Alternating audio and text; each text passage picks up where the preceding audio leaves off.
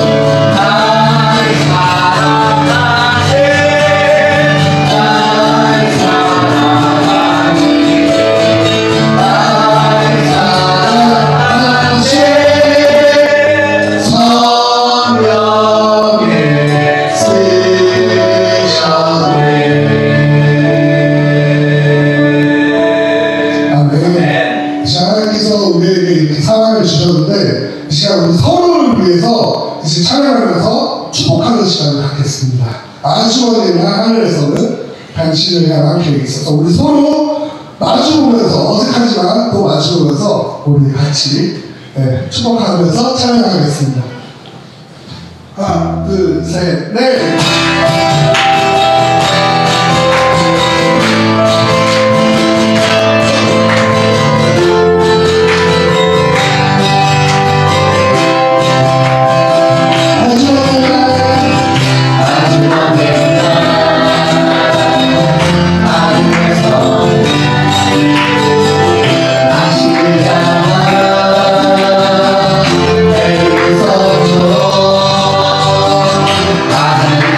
I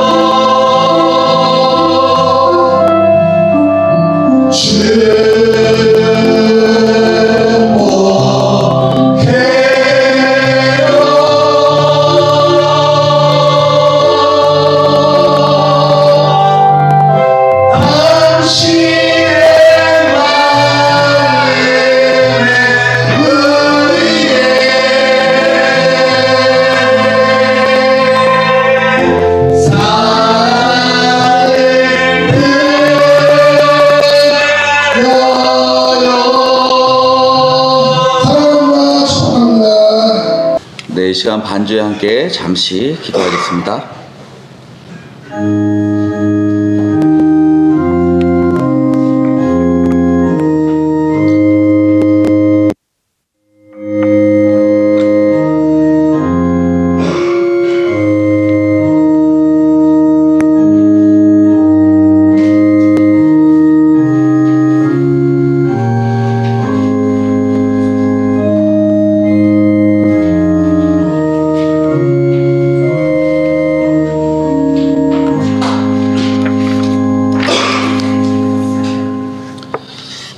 하나님 우리를 사랑하여 주셔서 우리에게 예수 그리스도를 보내주시고 정말 예수 그리스도 직접 우리에게 오셔서 정말 연약하고 부족한 우리에게 하나님의 사랑과 또 그 가운데에서 구원의 문을 다시 한번 열어주심에 감사를 드립니다. 하나님 아버지, 우리가 정말 예수 그리스도를 통해서 하나님의 관계가 회복될 수 있게 하여 주시고 정말 그 가운데에서 우리의 삶이 변화될 수 있게 하여 주시옵소서. 하나님 아버지, 이 시간 주님께 온전히 드립니다. 이 예배를 주님께 온전히 제물로 드립니다.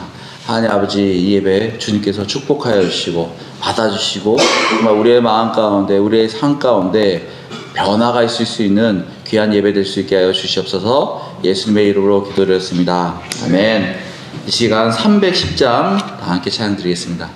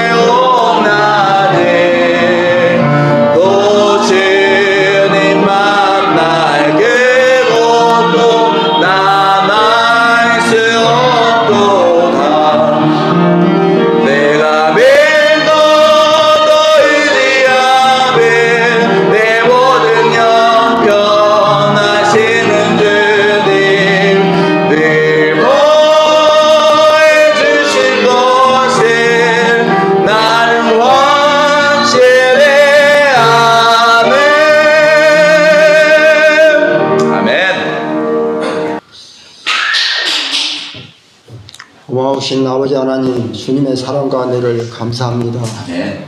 하나님께서 피로가 앞주고 몸된 교회를 세워주시고 또 저희가 한 마음과 한 뜻으로 몸된 교회를 섬기게 하여 주셨으니 하나님 감사합니다. 하나님, 특별히 하나님께서 금년 한 해 새 벽두에 기도로 시작하게 하시고 또 하나님께서 또 금년 한 해 기도한 제목들 위에 응답해 주실 것을 저희가 믿습니다. 하나님 무엇보다도 참 저희 교회가 더욱더 부흥하고 또 발전하는 그러한 또 올 한 해가 될 수 있도록 인도하시고 또 성도들 가정들 또 하나님께서 참으로 마음에 소원하는 일들이 또 주게 도와주시고 무엇보다 성령 충만함을 가정들이 다 될 수 있도록 하나님 도하여 주시옵소서. 또 하나님 오늘 또 하나님께서 귀하게 또 주일을 주시고 주일 오늘 하루를 또 하나님 앞에 먼저 예배를 드리고 또 한 주를 시작하게 해주셔서 감사합니다. 하나님 없어도 이 시간에 귀하게 드려지는 이 예배를 하나님께서 받으시고 하나님 예배에 축복하여 주시고 또 하나님 여러 말씀으로 건면하실 때에 우리의 심령이 더욱더 변화되고 인격이 변화되는 삶을 통해서 하나님께 영광 돌리시도록 하나님 도와주시옵소서. 특별히 오늘 또 새롭게 나온 영혼이 있습니다. 하나님 그 영혼 불쌍히 해주시고 혹시 예수 그리스도를 모르면은 하나님 이 시간을 통해서 말씀을 통해서 마음에 감동됨 있게 하시고 또 예수 그리스도를 구세주로 영접하게 하시고 또 저희와 같은 동일한 믿음 가지고 주님을 섬길 수 있도록 하나님 축복해 주시옵소서. 말씀을 전하시는 목사님 참으로 이 시간에 말씀을 강론하실 때에 성령 충만함으로 인도하시고 또 준비된 것 그 이상으로 하나님 말씀을 증거하실 때에 피곤치 않게 붙잡아 주시고 저희들도 빈 마음으로 말씀을 받을 때에 교훈이 되고 또 도전이 되고 결단함의 시간이 될수록 인도하셔서 참으로 그 말씀 붙잡고 승리 생활하고 또 이 어둠 가운데서 빛들로 드러내는 생활 되게 하여 주시옵소서. 마치는 시간까지 주님께서 영광 받으시고 영광 홀로 받아 주시옵소서. 우리를 원하신 예수님의 이름으로 기도했습니다. 아멘.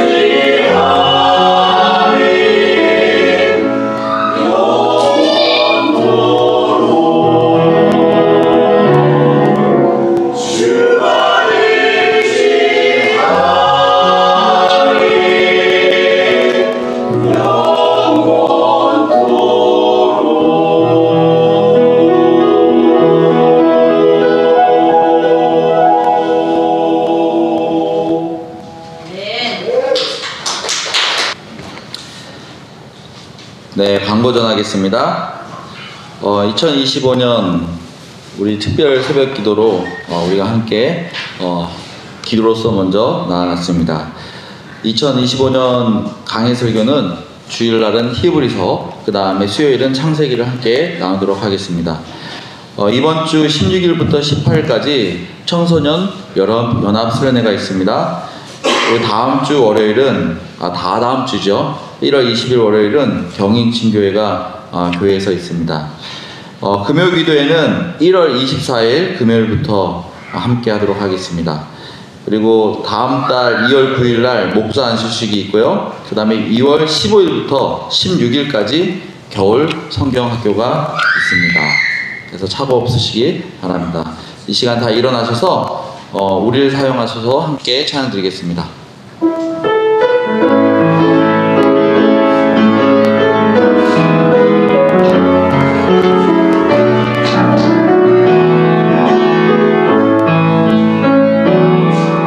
우리에겐 소원이 하나인데 주님 다시 오실 그날까지 우리 가슴에 새긴 주의 십자가 사랑 나의 교회를 사랑해 하네. 주의 교회를 향한 우리만은 희생과 포기와 가난과 고난 하며 죽음조차 우릴 막을 수 없네. 우리 교회는 이 땅의 희망. 교회 내게 예배 내게 우릴 사용하소서. 진정한 긍의 날 오늘 임하도록 우릴 사용하소서. 성령 안에 예배하리라. 자유의 마음으로 사랑으로 사역하리라. 교회는 생명이네. 교회 내게 예배 내게 우릴 사용하소서. 진정한 긍의 날 오늘 임하도록 우릴 사용하소서.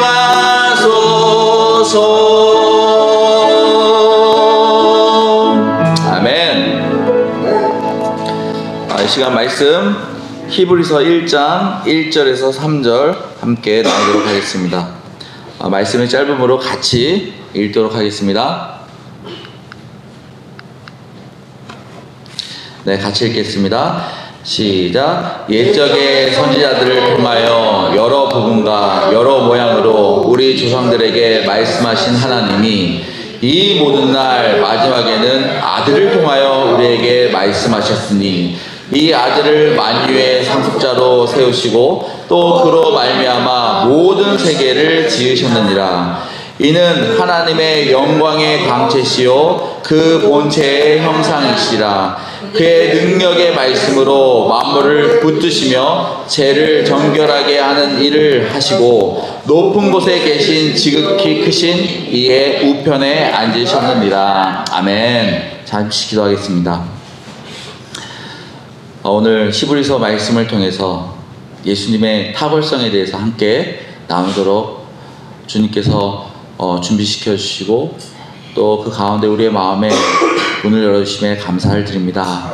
하나님 아버지, 우리가 찬양으로서 하나님께 영광과 경배를 드리며 우리의 마음의 문을 열었습니다. 이 시간 이 말씀이 나의 삶을 찌를 수 있게 하여 주시고 이 말씀으로 살아갈 수 있는 귀한 축복의 말씀이 될 수 있게 하여 주시옵소서. 예수님의 이름으로 기도드렸습니다. 아멘. 착석해 주시기 바랍니다. 2024년 네로라는 영화가 있습니다. 그 중에 로마 대화재 사건을 두고 있습니다. 네로는 어린 시절 아버지를 잃고 어머니의 권력, 야망 속에서 자랐습니다.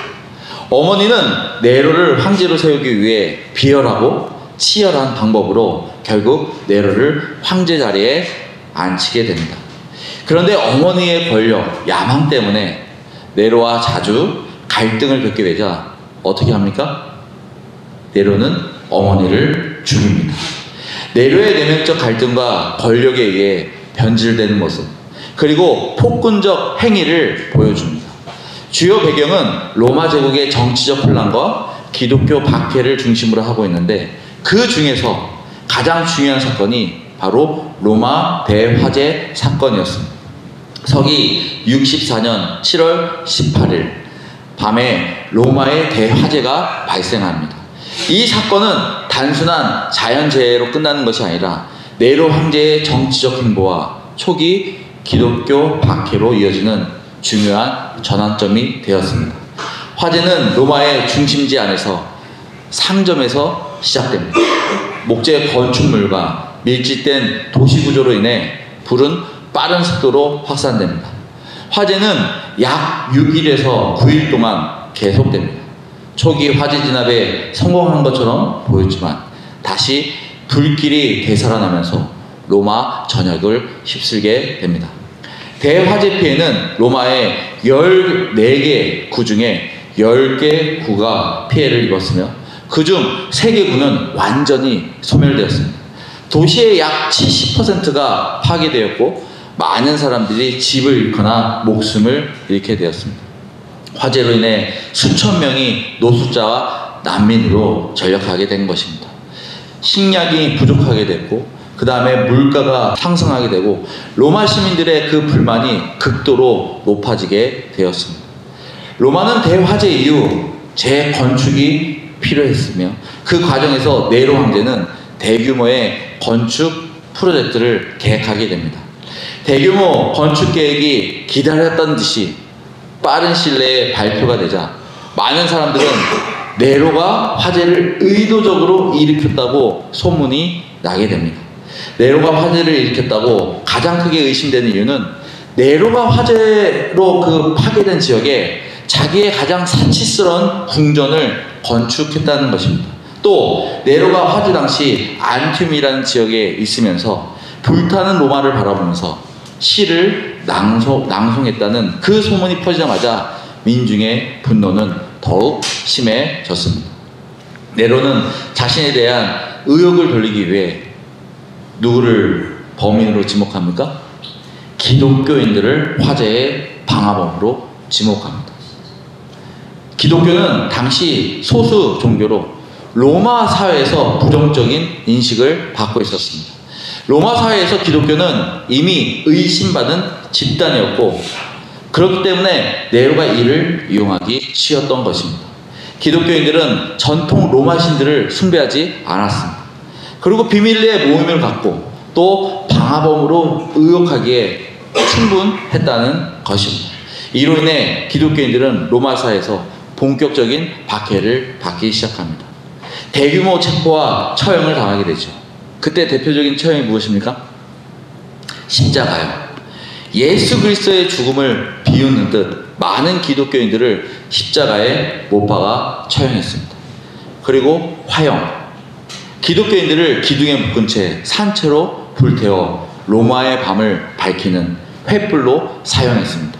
영화에서는 로마의 정원과 공공장소에서 잔혹한 축제로 보여주고 있습니다. 또 맹수의 먹이, 원형 경기장에서 기독교인들을 야생동물에게 던져주는 잔혹한 오락을 통해 처형을 하였습니다. 네로의 박해는 기독교인들에게 극심한 고난을 가져왔지만 기독교인들은 극심한 고난과 처형 속에서도 신앙을 포기하지 않았습니다. 이를 통해 순교자 정신이 형성되게 됩니다. 이 시기에 여러분들이 잘 아시는 베드로와 바울로 로마에서 순교한 것으로 보여주고 있습니다. 베드로는 어떻게 처형됐나요? 거꾸로 된 십자가에 못 박혀 처형당합니다. 바울은 어떻게 처형됐나요? 로마 시민권자로 참수를 당합니다. 바로 목이 잘린 것이죠. 베드로와 바울처럼 기독교인들의 그 순교는 기독교 신앙이 더욱 단단해지고 확산되는 계기가 됩니다. 순교자의 피는 교회의 씨앗이라는 말이 있습니다. 기독교는 박해 속에서도 더욱 성장하게 된 것입니다. 히브리서는 네로 황제 때의 어려운 이 상황 속에서 예수님의 탁월성을 강조하고 있습니다. 히브리서 저자는 예수님의 탁월성을 강조하면서 무엇을 얘기하고 있나요? 첫 번째로 유대교로 돌아가려는 유혹을 이기기 위해서 예수님의 탁월성을 강조하고 있습니다. 히브리서는 유대교 배경을 가진 기독교인들을 위해 쓰여졌습니다. 네로 황제의 박해와 신앙적 갈등 때문에 그들은 흔들리고 있었다는 것입니다. 로마 제국의 압박과 유대인 공동체로부터 배척당하는 그 상황 속에서 일부는 다시 유대교로 돌아가고자 하는 유혹을 받았죠. 그래서 저자는 예수님의 탁월성을 강조하여 예수님이 유대교의 율법과 제사장과 희생 제사보다 훨씬 우월함을 그 사실을 지금 보여주고 있는 것입니다. 두 번째로 박해 가운데 흔들리는 신앙을 붙잡기 위해서 예수님의 탁월성을 보여주고 있습니다. 기독교인들은 고난과 박해 속에서 신앙을 포기하거나 타협하려는 위기에 있었습니다. 그래서 예수님의 탁월성을 강조한 것입니다. 예수님을 믿는 신앙이 구약과 유대교 전통을 완성하는 진리임을 확신하게 보여주고 있는 것입니다. 예수님은 단순히 새로운 종교의 창시자가 아니라 구약의 약속을 이루신 구속자였습니다. 고난과 박해 속에서 예수님을 따라야 하는 이유는 그 길이 가장 온전하고 영화로운 길이기 때문입니다. 세 번째로 믿음을 끝까지 경고히 하기 위해서 예수님의 탁월성을 말하야 했습니다. 예수님을 믿음의 주요 또 온전하게 하시는 이로 소개하면서 예수님을 본받아 끝까지 믿음을 지키라고 권면하고 있는 것입니다. 예수님의 탁월성을 확신하면 신앙을 포기하려고 유혹하는 그 유혹 속에서도 벗어날 수 있습니다. 그분을 끝까지 따를 이유를 우리가 찾을 수 있는 것입니다. 우리에게 참되고 영원한 구원을 이루신 그 길임을 나누길 원합니다. 예수님의 탁월성, 첫 번째로 하나님의 완성된 마지막 계시였습니다. 옛적의 선지자들을 통하여 여러 부분과 여러 모양으로 말씀하신 하나님이 이 모든 날 마지막에는 아들을 통하여 우리에게 말씀하셨으니, 옛적의 구약시대를 지금 말하고 있죠. 하나님께서 인간에게 계시하셨던 이전의 방식과 그 시기를 말하고 있습니다. 선지자를 통하여, 구약에서는 하나님께서 선지자를 통해 자신의 뜻과 계획을 계시하셨습니다. 대표적인 선지자가 누구입니까? 모세, 엘리야, 이사야, 예레미야 등이 있겠죠. 선지자들은 하나님의 대리인으로서 그의 말씀을 백성들에게 전하는 도구였습니다. 선지자들의 계시가 완벽했나요? 그렇지 못했습니다. 선지자들의 계시는 부분적이고 제한적이었죠. 그들은 하나님의 전체적인 구속 계획을 온전히 드러내지 못했습니다. 그런데 아버지를 통해서 선지자들이 이루지 못한 그 계시를 하나님의 아들이신 예수님을 통해 이루셨다는 것입니다. 예수님은 단순한 선지자나 대리자가 아니라 하나님의 권위로 말씀하고 있습니다. 예수님은 단순한 하나님의 말씀을 전달하는 통로가 아니라 하나님의 말씀 그 자체였다는 것입니다. 하나님께서는 구약시대에 다양한 방식으로 자신을 계시하셨습니다. 율법으로, 또 시편으로, 또 예언을 통해 다양한 형태를 사용하셨죠. 그리고 하나님은 다양한 방법으로 자신의 뜻을 그들에게 보였습니다. 다니엘과 요셉에게는 꿈과 환상으로, 모세와 엘리야에게는 직접적인 음성을 들려주셨습니다. 하지만 구약의 계시가 완전하지는 않았습니다. 완성되지 않았다는 것이죠. 단계적이고 점진적인 계시였지만 하나의 과정이었다는 것입니다. 이 모든 날 마지막에는 이는 하나님의 최종적인 계시를 말씀하고 있습니다. 구약시대를 지나 신약시대에 이르러 예수님을 통해서 결정적이고 완성된 계시가 이루어졌다는 것입니다. 이 모든 날 마지막은 말세 또는 구속의 완성을 향한 마지막 날을 말하고 있습니다. 이는 하나님께서 지금까지 역사에 오셨으며 그 계획의 결정이 예수 그리스도를 통해 이루어졌음을 명확히 보여주고 있는 것입니다. 바로 예수 그리스도를 통해 최종적으로 완전한 계시를 주셨다는 것이죠. 이는 예수님이 단순한 선지자가 아니라 하나님의 완성된 마지막 계시임을 말하고 있는 것입니다. 우리가 구원의 예언과 하나님의 계시를 완성한 예수님만을 따라가길 바랍니다. 우리에게 지금까지 역사하셨고 마지막까지 역사하실 그 예수님만 바라보고 나아가길 원합니다. 두 번째로 창조와 통치의 주이십니다. 이 아들을 만유의 상속자로 세우시고 또 그로 말미암아 모든 세계를 지으셨느니라. 만유의 상속자, 하나님께서는 예수님을 모든 만물의 소유자, 통치자로 세우셨습니다. 마태복음 28장 18절에 하늘과 땅의 모든 권세를 내게 주셨습니다. 예수님은 창조의 모든 것과 구속된 백성을 포함한 모든 세계를 그 주인으로 오셨다는 것입니다. 모든 세계, 단순히 물질적인 우주가 아니라 시간과 공간, 모든 존재를 말하고 있습니다. 예수님은 단순히 피조물의 일부가 아니라 창조의 근원이며 모든 존재의 본질적인 이유라는 것을 말하고 있는 것입니다. 예수님은 하나님의 상속자로서 만유를 소유하신 분이십니다. 예수님은 세상을 창조하셨습니다. 이는 예수님이 창조의 주체로서 하나님과 동등한 위치를 말하고 있는 것입니다. 예수님은 단순히 창조에 참여한 존재가 아니라 창조를 이끄시는 중간자이심을 말씀하고 있습니다. 우리는 모든 삶을 예수님의 주권을 인정하며 나아가야 합니다. 우리는 예수님을 사랑하고 따르는 삶 속에서 바로 예수 닮는 삶을 살아가야 하는 것입니다. 세 번째로 하나님의 영광과 본체의 형상이십니다.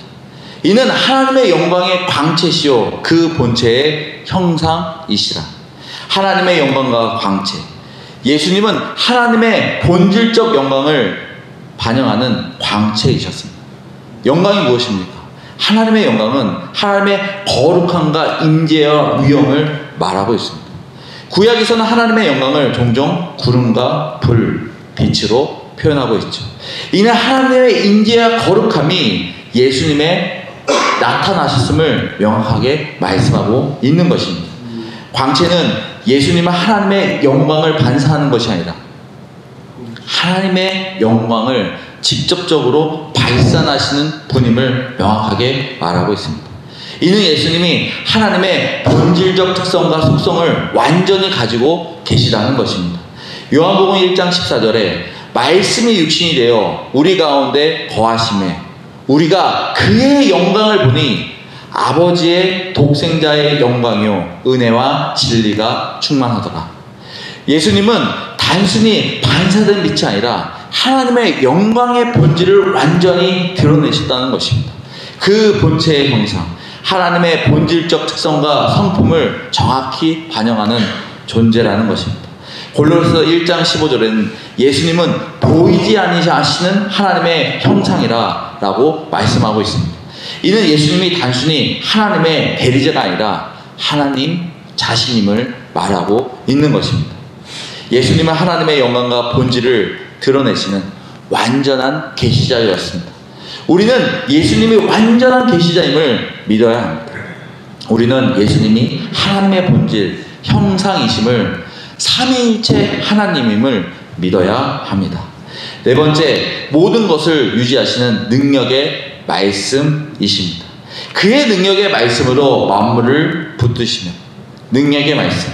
예수님은 하나님의 능력의 말씀으로 우주를 유지하고 다스리시는 분이십니다. 여기서 말씀하는 그 능력은 단순히 물질적인 힘이나 영향력을 뜻하는 것이 아니라 하나님의 주권적인 권능을 말하고 있습니다. 예수님의 능력은 창조와 유지, 효과를 포함한 모든 영역에서 하나님의 계획이 이루시는 능력이라는 것입니다. 능력의 말씀은 창조. 예수님은 태초에 하나님과 함께 하셨고 모든 것이 그를 통해 창조되었습니다. 요한복음 1장 1절에 태초에 말씀이 계십니다. 이 말씀이 하나님과 함께 계셨으니 이 말씀은 곧 하나님이십니다. 유지는 창조된 모든 것이 지금도 예수님의 말씀으로 유지되고 질서를 이룬다는 것입니다. 이는 단순히 창조 후에 세상을 방치한 것이 아니라 지금도 지속적으로 우주를 보존하고 섭리하신다는 것을 말합니다. 효과. 예수님의 말씀은 단순한 명령이 아니라 실행과 동시에 그 효과를 발휘합니다. 이사야 55장 11절에 내 입에서 나오는 말도 이와 같이 헛되이 내게로 되돌아오지 아니하고 나의 기뻐하는 뜻을 이루며 내가 보낸 일에 형통함이니라. 예수님은 능력의 말씀으로 창조하실 뿐만 아니라 지금도 만물을 붙드시고 목적지에 인도하시는 분이십니다. 붙드시다는 단순히 물리적인 지지를 말하는 것이 아니라 세상의 질서와 목적을 유지하고 완성으로 인도하는 적극적인 섭리를 말씀하고 있습니다. 예수님은 하나님의 말씀으로 우주와 만물을 유지하시는 능력을 가진 분이십니다. 이는 예수님이 창조뿐만 아니라 창조 세계를 보존하고 통치하시는 주권자임을 보여주고 있는 것입니다. 우리는 능력의 말씀을 믿고 그분의 말씀 안에서 붙드심으로 나아가길 원합니다. 우리의 능력의 그 말씀 통해서 그분의 말씀 안에서 인도하심과 우리가 순종하는 우리의 모습이 되길 원합니다. 다섯 번째로 죄를 정결케 하시다입니다. 모든 인간은 죄를 범하였고 하나님의 영광에 이를 수 없는 상태였습니다. 죄로 인해 인간은 하나님의 심판 아래 있었다는 것이죠. 우리도 마찬가지였습니다. 율법을 주어도 우리는 한 가지라도 온전하게 지킬 수 없는 죄인이었죠. 우리는 스스로 구원받을 수 없는 존재였습니다. 그 누구도 우리를 구원으로 이끌 수 있는, 책임질 수 있는 자는 아무도 없었다는 것이죠.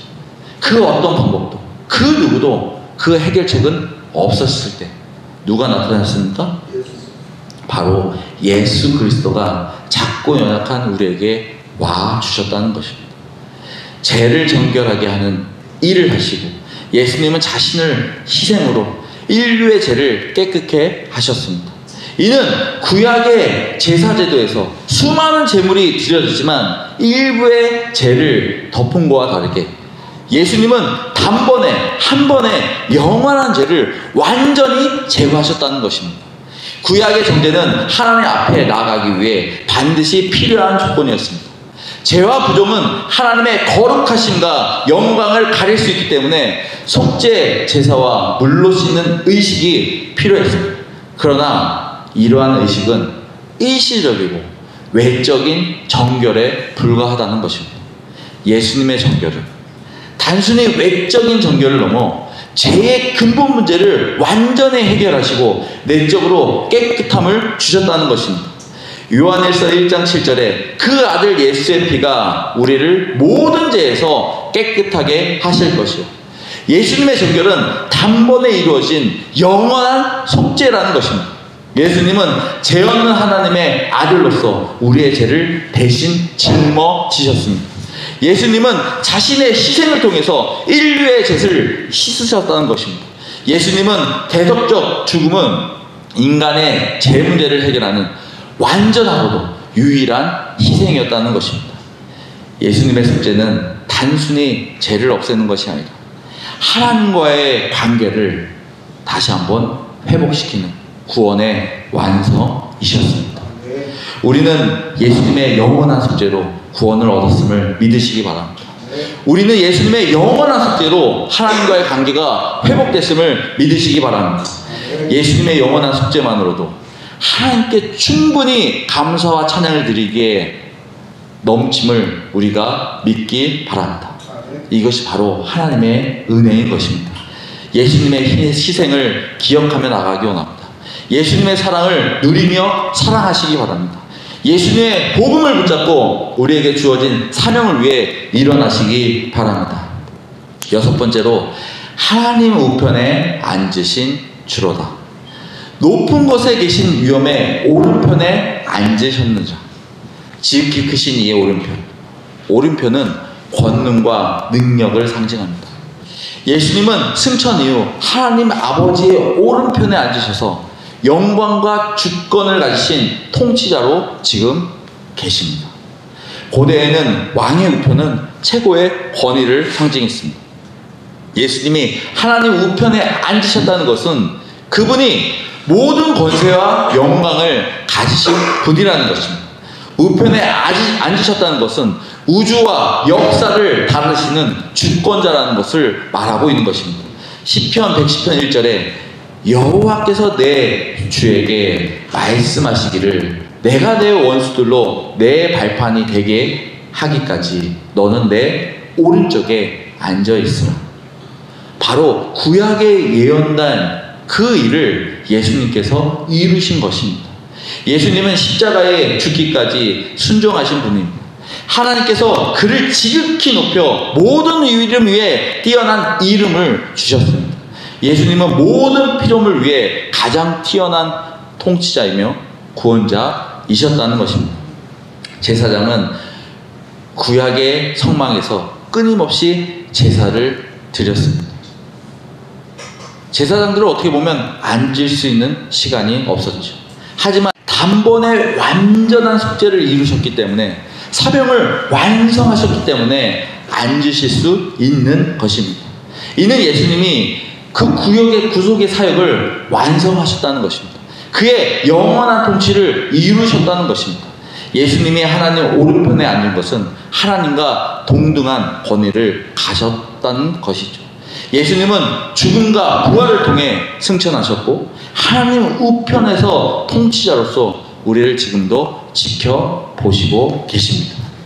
예수님은 과거의 구원자로 끝나는 것이 아니라 지금도 만유의 통치자로서 우리의 삶을 주관하시고 다스리고 계시다는 것입니다. 마무리하겠습니다.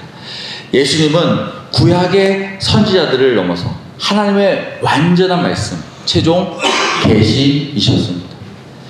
세상에 창조하시고 만물을 붙드시는 분, 바로 창조의 주체이셨다는 것입니다. 하나님의 영광과 본질을 완전히 드러내시는 분, 하나님의 본질이셨습니다. 인류의 죄를 정결케 하신 유일한 속죄자, 완전한 구속자이셨다는 것입니다. 하나님의 우편에 앉으신 왕이자 통치자, 승리한 주권자이십니다. 예수님의 탁월성은 예수님의 구속사역으로 하나님의 계시를 완성하셨습니다. 구약과 신약이 예수님의 구속사역으로 완전히 통합된 것입니다. 완성된 것이죠. 어떻게 보면 성경의 완성이라고 볼 수 있습니다. 예수 그리스도 이름으로 우리에게 경배와 찬양, 예배와 희생을 드리게 충분한 이유를 주셨다는 것입니다. 천지의 창조주이신 예수님, 만유의 통치자이신 예수님, 우리의 삶 속에서 예수 그리스도를 믿고 나아가는 여러분과 제가 되길 바랍니다. 이 시간 잠시 반주에 맞춰 기도하겠습니다. 여러분에게 예수님은 어떤 분이십니까? 지금 기독교인들의 핍박과 환난 속에서 예수님의 탁월성을 부르짖고 있습니다. 마지막 때인 이 세대에 우리도 예수님을 바르게 보고 바른 신앙으로 나아가야 하지 않겠습니까? 오늘 말씀을 통해 예수님의 탁월성을 함께 나눴습니다. 예수님의 탁월성을 통해 그 높고 위대하신 분이 우리를 위해 이 세상에 오셨다는 것입니다. 그리고 자신을 낮추고 모든 사랑을 베푸셨다는 것입니다. 무엇 때문입니까? 누구 때문입니까? 다 우리를 위해, 우리 때문에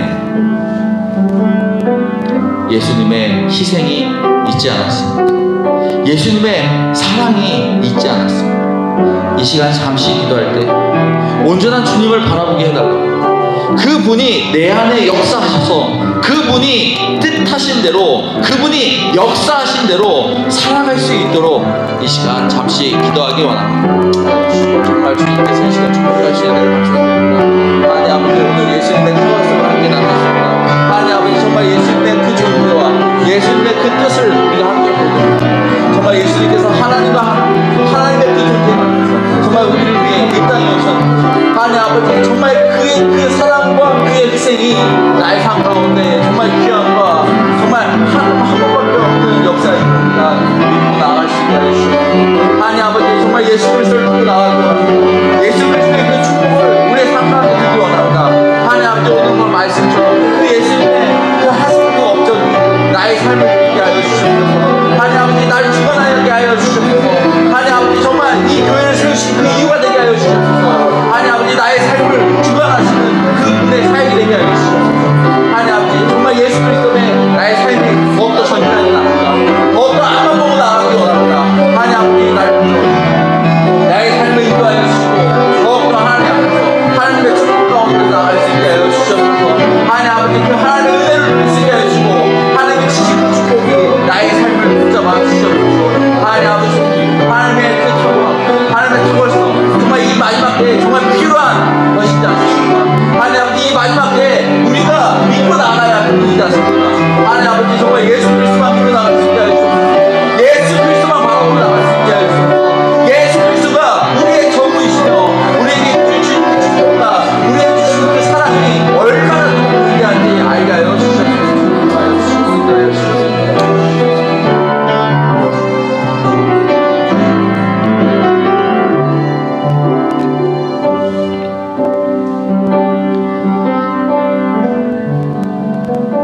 우리에게 예수님을 주심에 다시 한번 감사를 드립니다. 연약하고 부족한 우리 때문에 정말 예수님이 희생하셨고, 정말 그 가운데에서 우리 때문에 낮아지시고, 우리 때문에 피 흘려주시고, 우리 때문에 채찍질 당하시고, 우리 때문에 욕을 들으신 그 예수님을 다시 한번 바라보기 원합니다. 예수님 위대하신 분이시며 탁월하신 분이시며 전지전능하신 분이십니다. 그분이 우리 때문에 오셨음을 다시 한번 우리가 마음 깊이 새길 수 있게 하여 주시고, 그분이 이루신 그 일, 정말 우리가 하나님의 자녀가 될 수 있었던 그 일, 또 하나님께 끊어졌던 그 길을 연결하신 그 일에 대해 다시 한번 감사하며 찬양과 영광 돌릴 수 있는 우리의 삶들이 될 수 있게 하여 주시옵소서. 오늘 이렇게 귀한 말씀 주신 것 감사드리며 예수님의 이름으로 기도드렸습니다. 아멘. 네, 이 시간 헌금을 위해서 기도하겠습니다. 온 천지 만물을 창조하시고 사랑의 은혜를 선물로 베푸시는 주님, 주님의 이름을 찬양합니다. 아멘. 또한 우리를 이곳에 모여 하나님께서 주신 시간과 물질과 몸과 마음으로 주님께 예배 드릴 수 있어 하나님 정말 감사드립니다. 주님께서 주신 말씀과 은혜와 축복에 감사하여 물질과 마음으로 드려지는 시간입니다. 주님께서 기뻐 받아 주시옵시고, 또한 우리가 물질로 드려지지 못할 때 그 마음 헤아려 주시고, 다음에는 담대하게 드려질 수 있도록 믿음과 헌신의 마음을 주님께서 주시옵소서. 그리고 귀한 헌금이 하나님께서 우리에게 허락하신 사명과 도원교회와 이 지역의 예수 그리스도의 복음을 위해서 쓰이게 하시고, 우리 중심에 쓰여지지 않도록 믿음으로 승리하는 귀한 헌금이 될 수 있게 주께서 인도하여 주옵소서. 오늘도 이 예배를 위해서 아낌없이 수고한 손길들 하나님께서 채워주시고, 우리의 수고와 봉사가 그냥 봉사로 끝나지는 게 아니라 더 많은 자들이 와서 함께 세워지는 교회가 되게 하여 주시옵소서. 감사드립니다. 우리를 구원의 통로가 되어주신 예수 그리스도의 이름으로 기도합니다. 아멘.